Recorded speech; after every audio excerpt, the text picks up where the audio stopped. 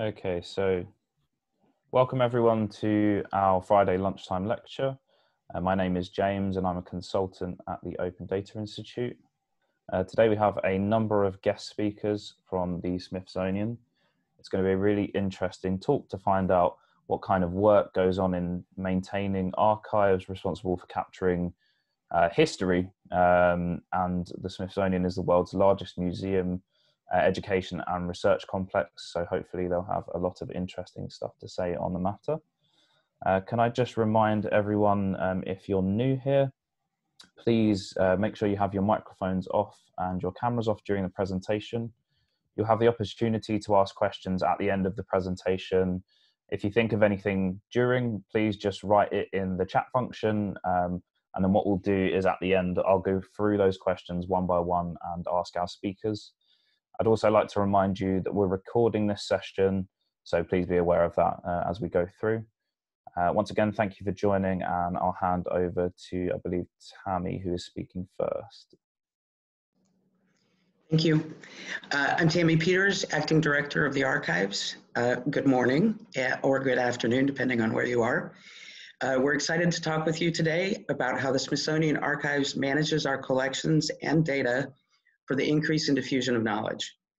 Our data experts who have contributed today to this presentation are Allison Reppert-Gerber, Preservation Coordinator, Linda Schmitz-Furig, Digital Archivist, Marguerite Roby, Photograph Archivist, and Kira Sobers, Digital Media Coordinator.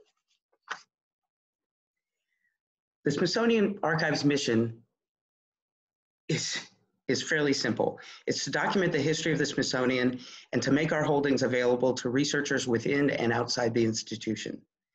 Our collections comprise of over 42,000 cubic feet of analog records and almost 20 terabytes of born digital records.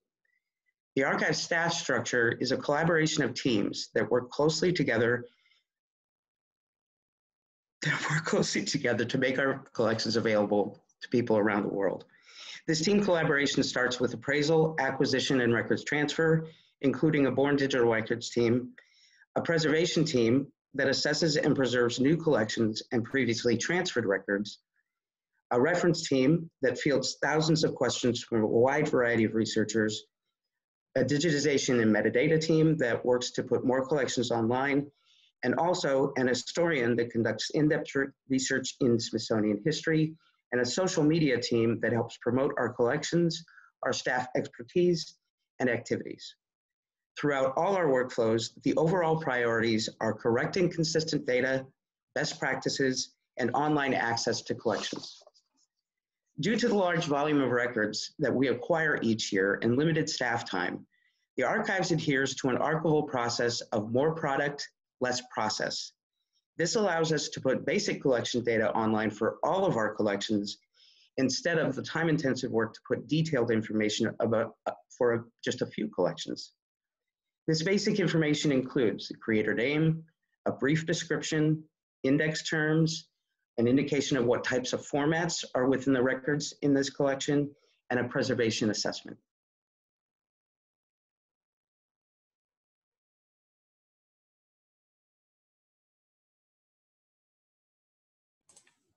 Be a good idea if I unmuted myself. Thanks, Tammy, for the intro. Like she said, I'm the preservation coordinator for the archives, where a significant part of my job is to determine our overall collection preservation needs and where to best allot resources to meet those needs. So one of the first data generation activities that takes place when we acquire new collections is a basic preservation assessment.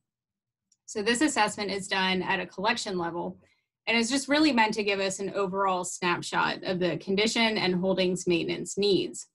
Some of the data points we're looking for are, what are the quality of the boxes, envelopes, and folders in the incoming collection? How much of the collection contains damaging attachments such as paper clips and staples? And how full or loose are the contents in the boxes? And as you can see from the form, responses to the assessment are gathered as percentages, which are then recorded on a scale from 0 to 3 in our collection management system. So here's a screenshot of our preservation module in CMS. This is where the data from that assessment form is placed. This is also where the data is manipulated through a series of matrices to give us an overall preservation priority score. So in that first box in the upper left-hand corner, the holding score is calculated by adding all 5 categories together, and then this sum corresponds to the housing grade, with an 8 being a B in this case. The use score is derived from our reference module and takes into account how often a collection is accessed by researchers.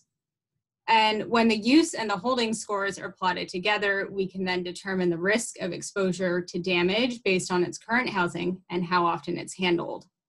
In this case, the exposure rating is A, which is the highest rating on that scale. Next, we move to the overall condition score, which is determined by plotting the visible damage score with the inherent fragility score of the collection. The overall condition score for this collection is a B. And then the next matrix is for overall risk, and it's in the lower left-hand corner there. This is calculated by plotting the exposure rating with the condition rating. And then lastly, our overall priority score is given a numeric value based on the value and risk ratings. This collection is considered one of our highest preservation priorities with a score of 1.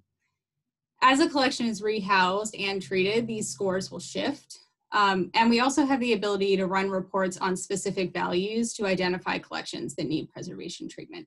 So for example, we can search for collections that have a housing material score of 3 to identify those that would need a complete rehousing for long-term preservation. So as you can see, our preservation assessments give us basic collection level data, but what if we want to dig a little bit deeper into the state of specific collection subsets? So conducting collection surveys gives us a chance to do just that. We can increase control of both physical collections and their metadata through the inventory process. Inventorying also allows us to identify our most at-risk collections and in turn assess preservation needs to support future planning and the proper allocation of resources. Lastly, collection surveys give us the ability to gather both quantitative and qualitative data to support preservation planning. So quantitative means gathering data about the size of collections, specific formats, or collections that have been digitized, while qualitative data takes a look at our workflows and processes, staffing needs, and overall condition. Both types of preservation data help us to build a comprehensive narrative about the state of collections and what our future needs may be. So during my time at the archives, I've overseen 2 surveys of our collections, one for our oversized flat items held in our map cases, and one for our audiovisual collections. Due to the sheer size of our collections, neither survey was conducted at an item level, but rather a group level. For the map cases, this was by folder, and for the audiovisual collections, it was by groups of formats within a box or container. Data from both surveys was primarily gathered in Excel spreadsheets, and each had custom data fields based on the needs of the specific collections and the goals of the projects. So for the map case survey, this was not only an inventory, but also for rehousing and moving collections to maximize the use of space within the drawers. And the audiovisual collection survey was a much larger project and included collections from 10 other Smithsonian units. And again, not only was it just an inventory, but it also gathered specific collection information through a multiple choice questionnaire and an oral staff interview.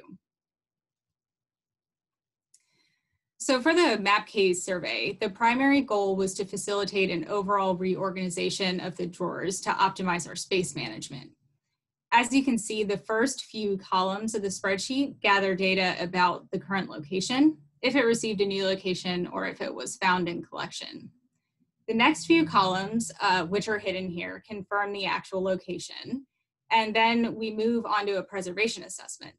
These columns correspond to that preservation assessment we took a look at earlier and record the holdings maintenance and physical condition scores at a folder level. Now, these last 3 sections were created to help us plan for the rehousing process.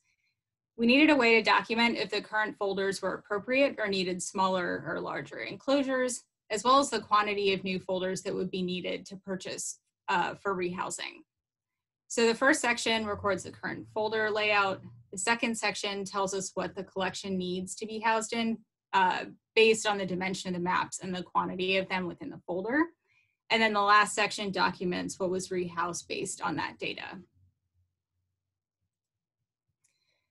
So the Pan-Institutional Audiovisual Collection Survey was much different than the MAP case project in terms of its goals and the type of collections being surveyed. With 24 defined fields, this inventory provided us with information regarding formats, locations, content description, base substrates, and visible media condition, just to name a few. The formats field was defined based on PV Core controlled vocabulary with just a few slight modifications. And so by capturing the data in a Microsoft Excel spreadsheet, we had the most control over the data. We could sort it, filter, and modify as needed to build our preservation needs narrative. And one of the ways we were able to cut down on some of the physical shelf reads was to pre-populate this spreadsheet as much as possible with information from each unit's collection management system. So for SIA, we were able to use our finding aids to add asset information into the spreadsheet if the number of AV items had been listed. So due to the sheer size of our collections and the unique ways units catalog their materials, the inventory was conducted at a group level, which I had mentioned before. So this means that each format type within a collection was given a line in the spreadsheet.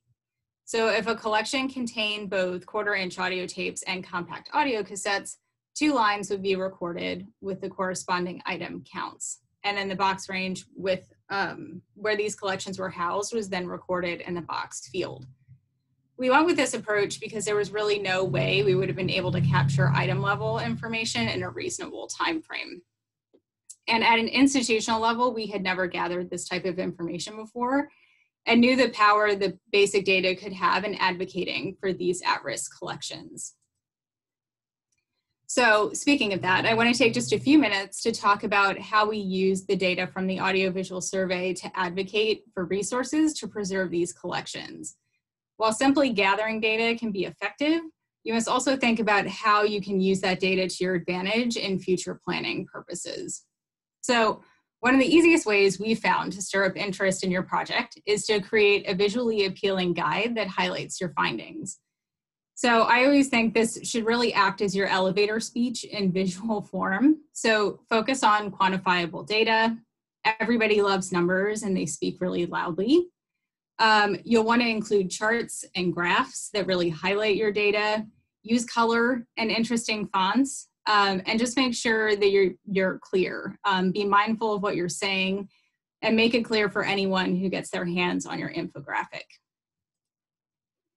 And then one of the most important aspects about advocacy is to make sure your findings are publicly available. Both of our final reports and the accompanying infographics from the audiovisual survey and assessment are available on SIA's website for anyone to see.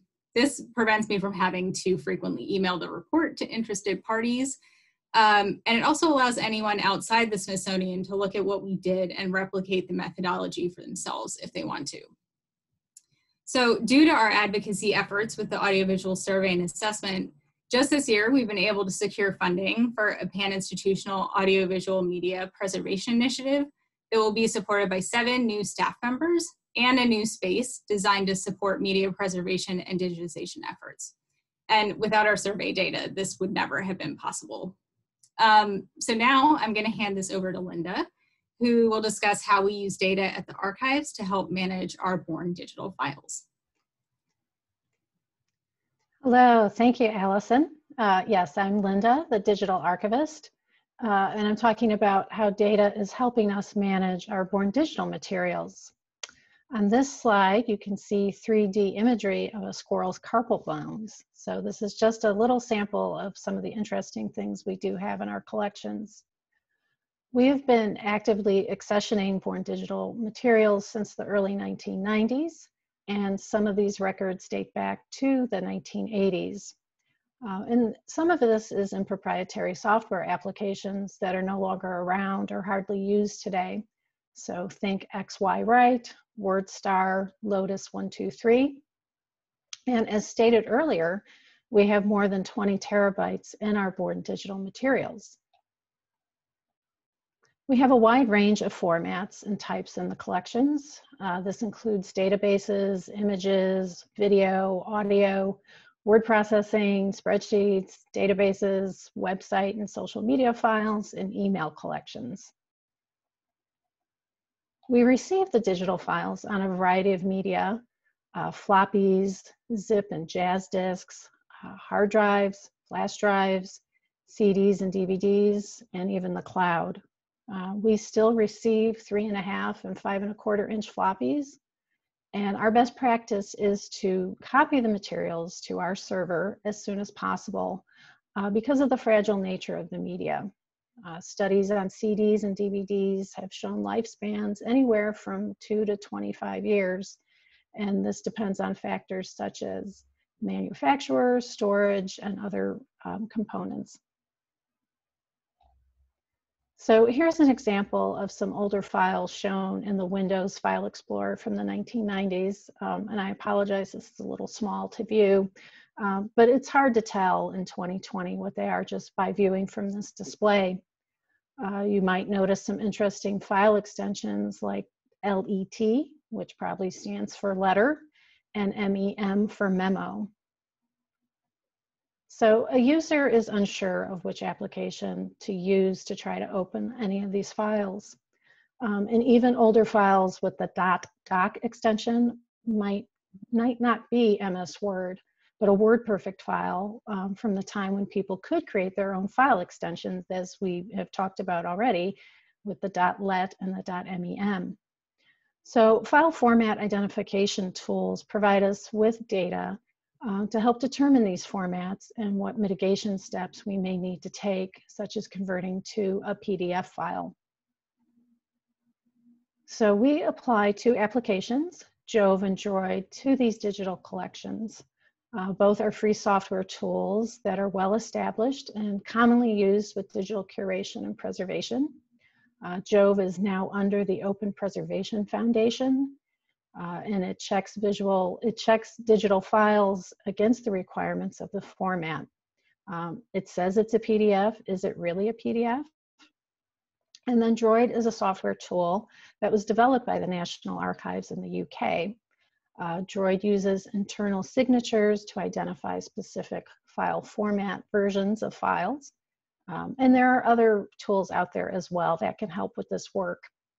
So the output here helps us in many ways. The recorded data can help us determine the age, software that's needed to access them.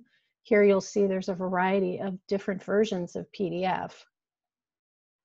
How large is our collection in terms of size? Video files are going to be bigger than image files. And then how large is the collection in terms of numbers? Do we have tens of thousands of files, or is it hundreds of thousands?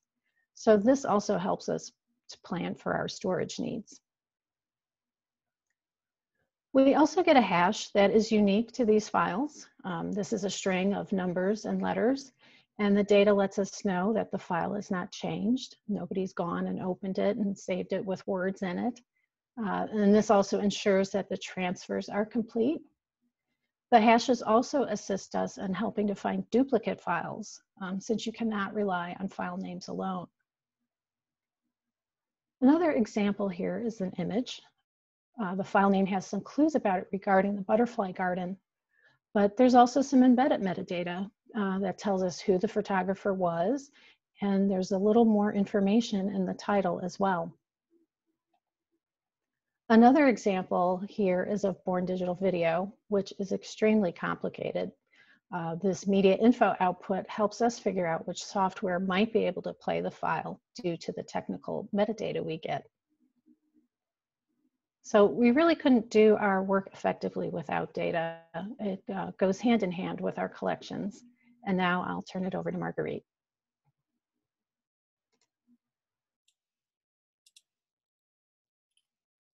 Thanks, Linda. Hi, I'm Marguerite, photograph archivist, and I'll be talking about creating and managing metadata for items in our collections. Due to the sheer volume of material at Smithsonian Archives, most of our collections are described at a very high level by implementing, as Tammy mentioned earlier, more product, less process. Our finding aids are the main tools our researchers can use to identify content they may want to review. We do employ more detailed cataloging at the item level for material that has high research value, is at high risk for preservation needs, and any material that has been digitized. We employ a variety of techniques to create item-level metadata and strive to create standards-based records. This includes a descriptive process that defines what the item is, including information such as title, description, date, physical format, physical size, medium, creator, and subject terms, as well as capturing administrative data that details how an item may be used, how to cite each item, who described the item and when, and where an item is located physically and perhaps digitally. Using structured data as the backbone, we build upon a record using controlled vocabularies from existing or local thesauri and authority control to keep terminology we use to describe an item consistent. Using consistent language in a structured environment allows us to access, sort, reuse, manage, extract, and edit our data in a variety of ways. Description tends to be the most time-consuming aspect of cataloging, as it requires research and the creation of a narrative. When creating titles and descriptions for items, it's more efficient to describe materials as a group.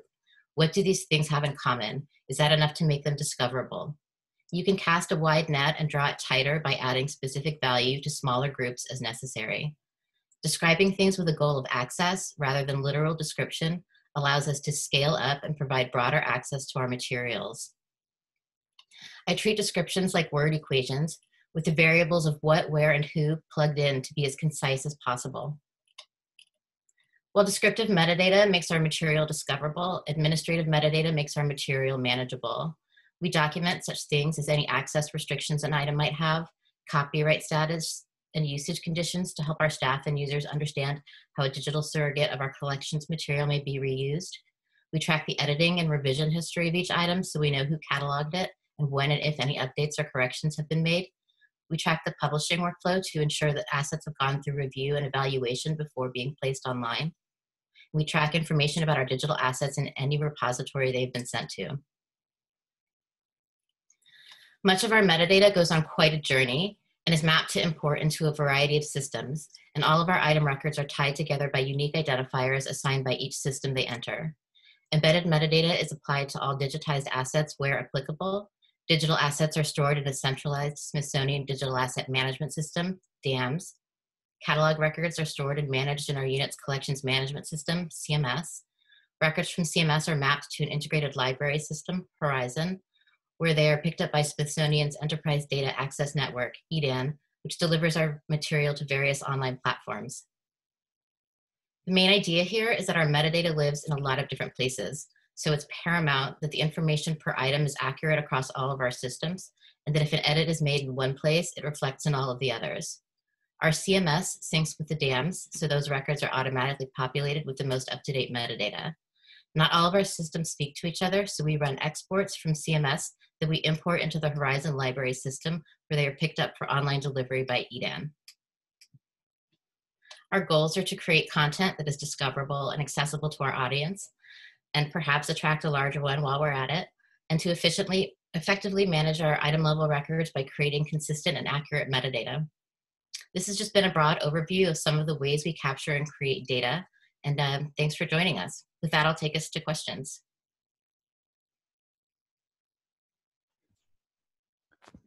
Lovely. Thank you all for a really interesting talk. I think this is probably the most speakers we've had on any one lunchtime lecture. So well done for managing that so smoothly. Do we have any questions from our audience? There's nothing in the chat at the moment, but would anyone like to jump in and ask a question or write something in the chat now?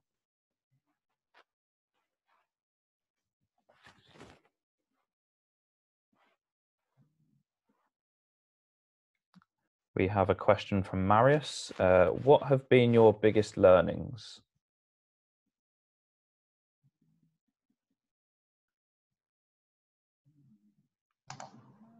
Wow, who's going to take that one?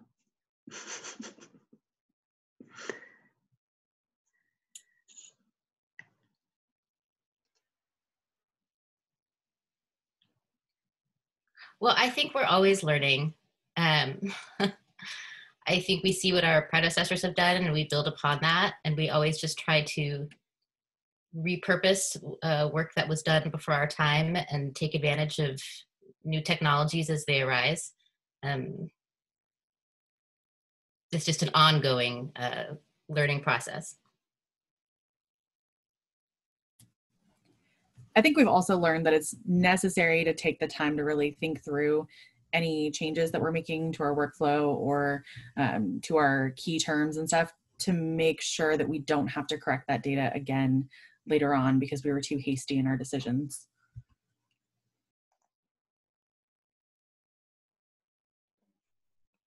Great. I'll take the silence as let's move on to the next question. Question from the ODI, not me, but from whoever else is also on the ODI account. How many people access the archives, and who is the most surprising group of users? I can field that one, I guess. In a normal year, and hopefully we'll get back to a normal year, we have about between 800 and 1,000 personal visits to our reading room. We're physically looking at stuff. Online, our reference team answers anywhere between 6,000 to 8,000 emails per year. And our researchers we have a really diverse clientele. It can be genealogists, it can be scholars, it might be a Smithsonian curator, the lawyers at the Smithsonian might need to get something. I think a surprising group of users, actually, it might be the genealogist. And this is a trend from the last 20 years where we started putting more information online and people were finding their ancestors' names, which previously, we sort of wrote off genealogists as any kind of audience we needed to cater to. So it's exciting for people to find our stuff. And I guess maybe there's one fun thing. We had a German punk rock band contact us to see if they could use an image in our collection for a t-shirt. So we gave them permission, if you're curious. Great, thank you. Another question from Ellen. Which archives are the most popular in terms of requests for access?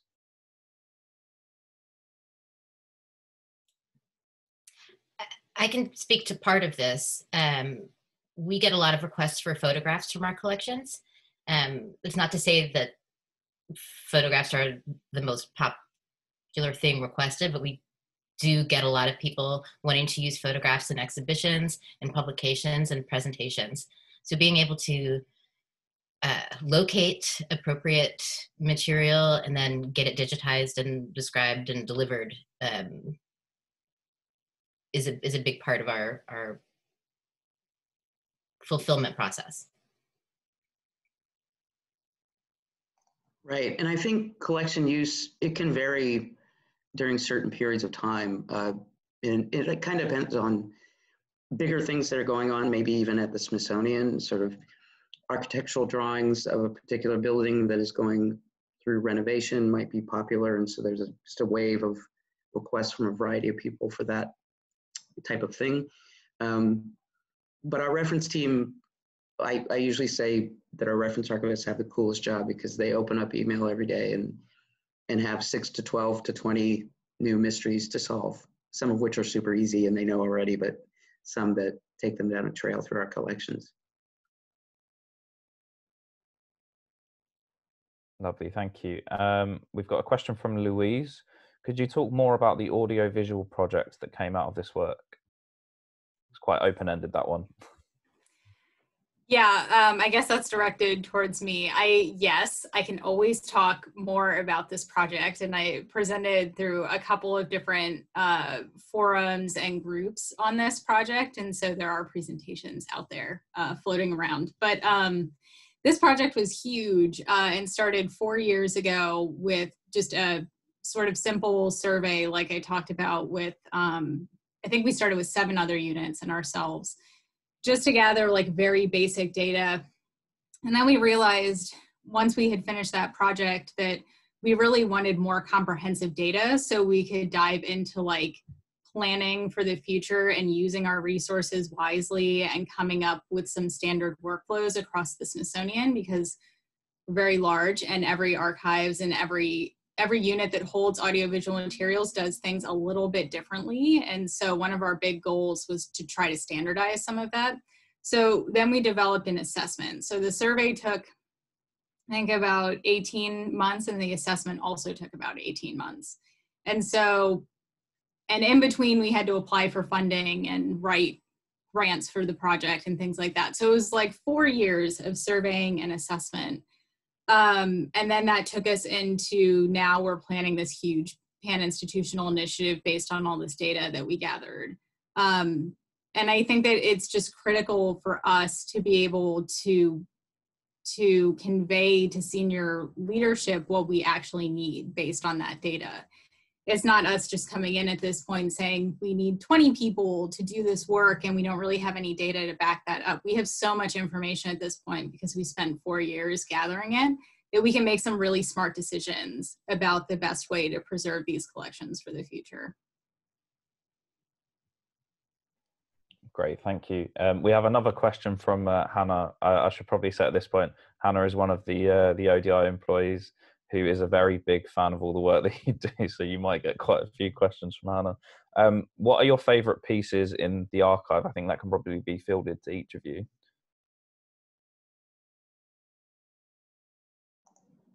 That's hard.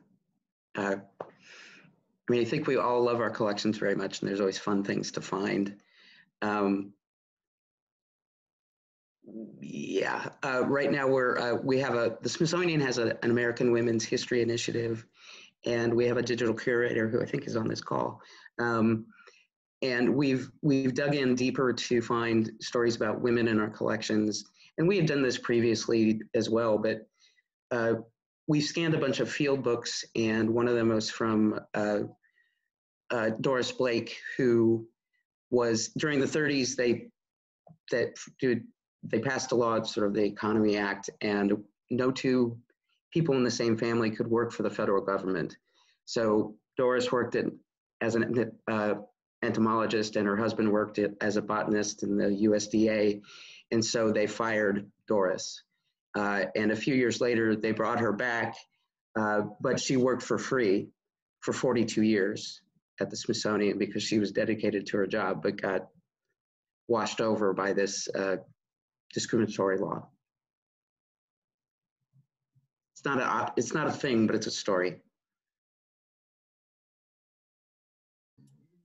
Well, and like Tammy mentioned before, when we get reference questions, we get to go down so many rabbit holes every day, and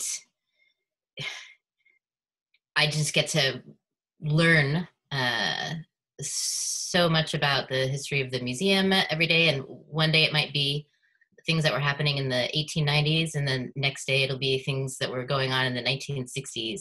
So just jumping through time like that and seeing how the Smithsonian has evolved, and really gathering all these stories that I don't know, even if it's when we are able to provide information to people, I don't know that it is that whole story that you're picking up when you're doing all this research and reading. So it's hard not to love everything, and even things that, like, I love all of our event photography from the 1960s because of how people are dressed. I mean, and it seems like very like boring people at, you know, exhibition openings, but it fascinates me to see the wide lapels, or, you know, the chunky glasses. Just little things like that. I mean, I love it all.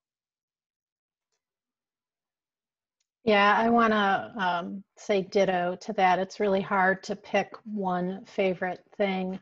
In terms of photographs, we have the Smithsonian Tropical Research Institute in Panama, and we have just beautiful photos detailing the history of the place and all the facilities that it has. And it's neat to go back and just trace the history of how it's developed there, and, you know, what happened with the canal.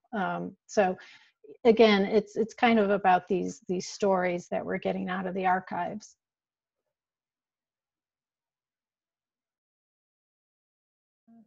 Lovely, thank you. I really liked the jumping through time quote there. That was a really nice way to put it. Another question from Ellen. Do you have any ideas for research projects or ways that you would like to see your data used that you don't think has been done before?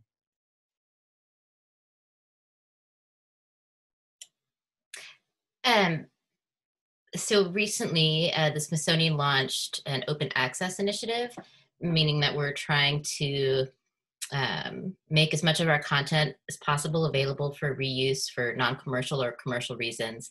And that launched in February. And I think it's going to be really exciting to see just how people will reuse our material. And that includes our data. So we have 11 million metadata records that are available for the public. So I think we're on the verge of seeing some very exciting things happen with our open access collections material and all of our collections metadata. Research projects are abundant. We just have so many researchers researching such a diverse array of topics. You could pick anything and we could probably find something in our archives about it.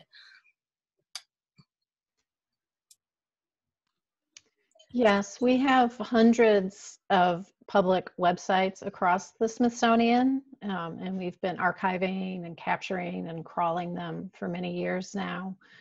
So I think, you know, there's interesting ways to kind of see the evolution of the web just by looking at what the Smithsonian has been doing throughout time.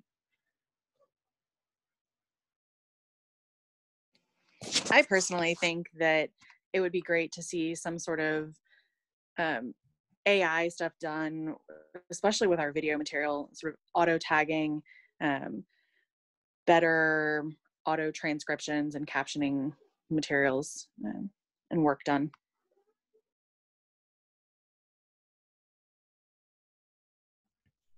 Great. I think that might be all of our questions. So one final thank you to the whole team. It's been a brilliant presentation, a really interesting talk, and thank you for answering all of our questions. To our audience, hopefully we'll be seeing you next week again. Next week's lunchtime lecture is by the Conditional Orchestra, which is a really interesting web application that converts weather data into music.